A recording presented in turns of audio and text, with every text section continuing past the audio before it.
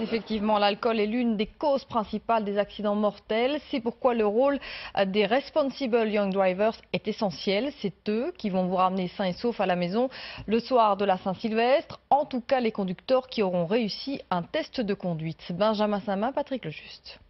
Début du test pour Christophe, 24 ans et candidat Responsible Young Driver. Il a une dizaine de minutes pour montrer à son moniteur qu'en plus de son permis de conduire, il a toutes les capacités pour prendre en charge les fêtards de la Saint-Sylvestre. Et le futur chauffeur prend cela très au sérieux car des vies humaines sont en jeu. C'est très important de sauver des vies, donc il faut savoir que l'alcool est quand même une des causes principales des morts sur les routes. Donc en tant que bénévole, si on peut ne fût-ce sauver une vie, c'est déjà ça de gagner. Alors évite de conduire à une seule main, comme tu le fais. Essaye, voilà, quand c'est possible, de remettre tes deux mains sur le volant.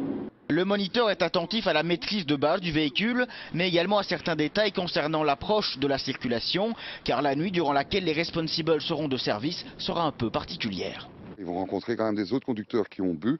Donc là, il faut voir un petit peu leur conduite défensive. La défensive, c'est déjà prévoir les bêtises des autres conducteurs, mais à plus forte raison encore quand on est en pareille circonstance, quoi.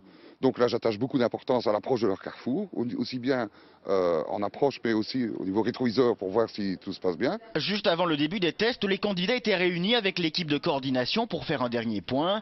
Et Elisabeth a bien expliqué que même ceux qui sont recalés auront du travail dans la soirée du 31.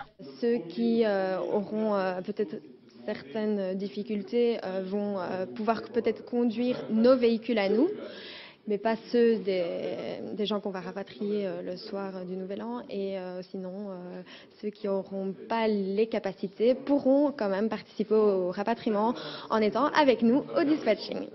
Quant à Christophe, il a réussi son test. Il sera donc l'un des chauffeurs actifs le 31 décembre.